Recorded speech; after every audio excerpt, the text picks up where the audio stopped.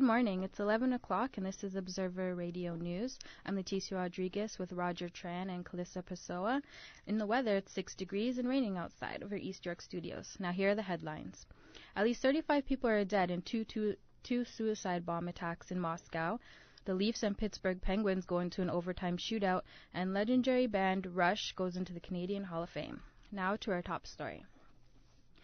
2 Moscow subway stations were attacked by female suicide bombers early this morning. According to the Associated Press, Moscow officials have said at least 37 people are dead and 65 wounded. Officials believe the 2 women are rebels from the Kavkaz region. This is not the first time that Moscow has seen its subway stations bombed by rebels. 6 years ago, Kavkaz Islamic separatists attacked 2 other stations.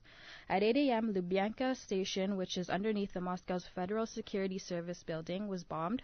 45 minutes later, Paul-Kultry Station was attacked. In a television interview after the attacks, President Dmitry Medvedev vowed to fight terrorism. Officials have not attached the death and injury tolls to any particular station. The body of a 40-year-old man was found after a fire broke out in an Etobicoke rooming house early yesterday morning.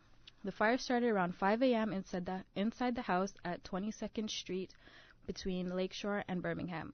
The man, whose name has not been released, was found inside at the back of the building. 3 other residents were taken to the hospital, and 1 is currently on life support. Residents of the house are now homeless because the fire caused the roof to cave in. An investigation will be done to determine the cause. Meanwhile, 2 other fires in Toronto have left 1 dead and another in the hospital. In a West End fire that destroyed a 15th-floor apartment, firefighters found a 74-year-old man without vital signs. He was revived later at the hospital. Again last night, a fire in an East End house killed a 61-year-old woman. She was found dead inside by firefighters. The cause of these fires are also under investigation.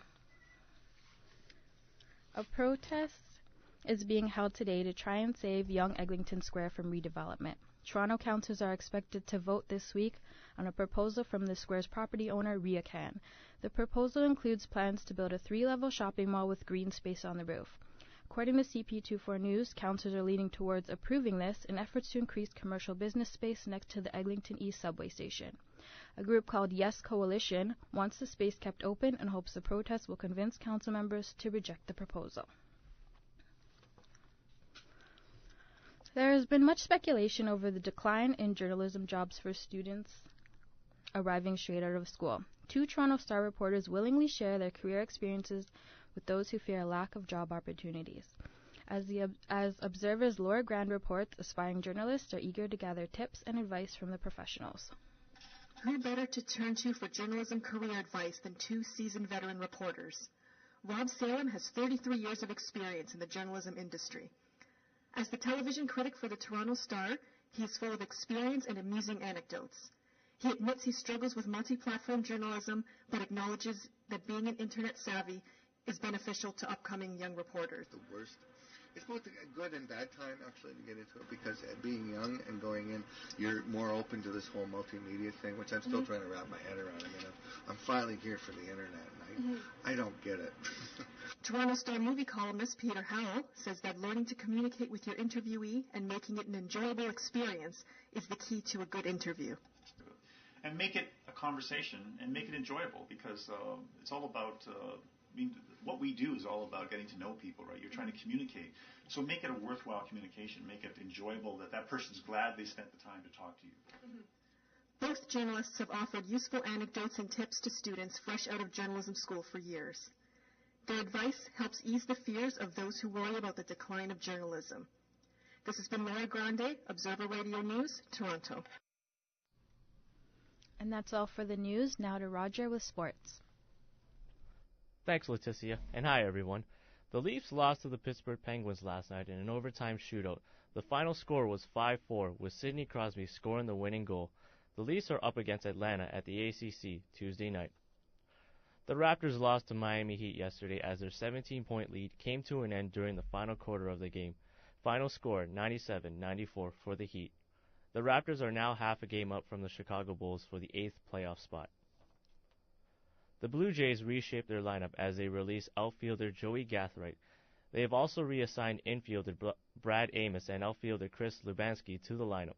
General manager Alex Anthopoulos told Gathright that he brought him to win a spot on the team. The Blue Jays are up against Baltimore Orioles in a spring training match on Tuesday. The Eastern Commerce Saints High School senior boys basketball team is off to a provincial championships for the third straight year. The final game of the city championships took place in the Kerr Center at Ryerson last week. As the Observer's Dan Heyman reports, it was a hard-fought battle until the bitter end. The Eastern Commerce Saints defeated their arch-rival Oakwood Barons 64-61 after a battle that wasn't decided until the final minutes of regulation time.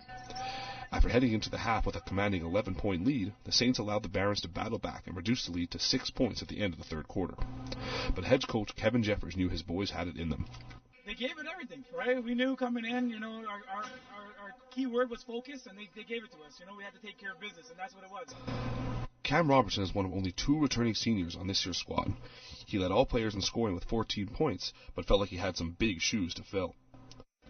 Yeah, it was a good game, Finals last year, we won it, but this year, we had to step it up. We lost to Oakwood in the season, and we beat them in the South region, so it's kind of like a rubber match between the two, so it feels good. The next step is the provincial championship. With only 2 returning players from last year's squad, Coach Jeffers knows it's going to be a challenge, but he has confidence in his team.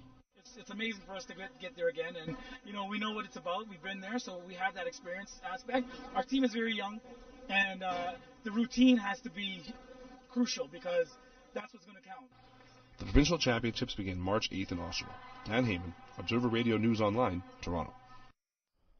In NCAA, the Blue Blue Devils defeated the Baylor Bears 79-71 yesterday. Nolan Smith scored a career-high 29 points as he carried his team to victory. Duke now advances to the Final Four, the first time since 2004. The next NCAA basketball game will take place this coming Saturday. Canada's Jennifer Jones earns a bronze medal at the Ford Women's World Curling Championship yesterday with a 9-6 win against Sweden's Cecilia Åslund. She came back from a devastating loss from Scotland's Eve Muirhead on Saturday night. Jones says she thought the team did Canada proud yesterday with their performance. And that's all for sports. Stay with us because Clarissa will have entertainment news after the break. Hang on. Hello? Hello. Hi, I'm your neighbor.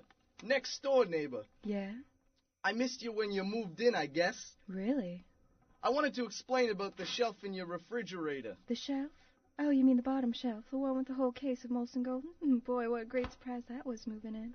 It was my Molson Golden. My Molson Golden. Your Molson Golden? Yeah. I had an arrangement with the person who lived there before you. Oh, yeah?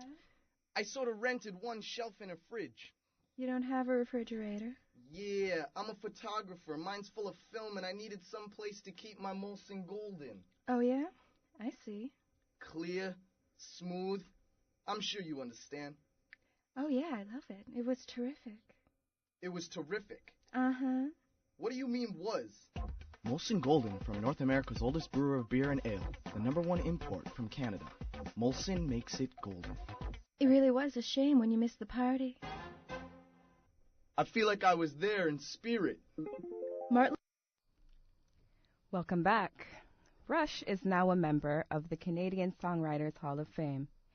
The induction took place Sunday, March 28th inside the Toronto Centre for the Arts. Songs such as The Spirit of the Radio and Tom Sawyer were named Canadian classics. Indie band Alexis on Fire played a tribute set for Rush. Other previous performers inducted into the hall include Leonard Cohen and Joni Mitchell. Rush's lead singer expressed receiving the award as the ultimate compliment. The band says they are pleased to be recognized for their talents in songwriting. Neil Peart, Geddy Lee, and Alex Lifeson are going down in Canadian music history. It's the end of an era as Metro Morning host Andy Berry steps down after 15 years as the voice of Toronto. March 1st, the CBC held an appreciation for Berry at the CBC building on 250 Front Street West. Francois Bieber reports. The only thing worrying me about my retirement is how do I replace the stimulation of walking into a studio? The city's #1 radio host, whose charm helped Torontonians battle morning traffic jams, announced recently he had fallen ill with Parkinson's disease, and the early mornings demanded by the show began to take its toll on the 65-year-old. One of the things that, I didn't even realize until I looked back at some records last week is when I started this job 15 years ago, I went on the air at 6:15 in the morning. So I got here a half an hour later than I do now. And that really, going from 6:15 to 5:30 is a pretty big shift with that hour in the morning. It turns when you have to wake up. So originally I woke up at 4:45, and I'm 65 and I have Parkinson's. So I think it began to feel like a bit of a burden. With Barry stepping down, CBC's Matt Galloway, already known citywide as the voice of Here and Now, takes over the morning shift. As a city dweller, upon hearing he would be the show's new host, Galloway looks to bring his own experiences to the show, and he's excited to talk about the city he loves. Oh, I was thrilled. I mean, I was ecstatic. If you work in Toronto on the radio, this is the job that you want. And I mean, you can go and work nationally, you can do a show that's heard across the country, but I live in the city, and I want to talk about what I see when I ride my bike to work, or when I take my kids out to play baseball, or when I am on my way to the subway. And you can only really do that. Francois Beaver, Observer Radio News, Toronto, Ontario. And that's all for entertainment. Back to Alicia with news. Thanks, Clarissa. That's the news for now. You can hear more news coming up in about 15 minutes on the internet at ondemand.centennialcollege.ca. On behalf of all of us here at Observer Radio News, thanks for listening and have a great morning.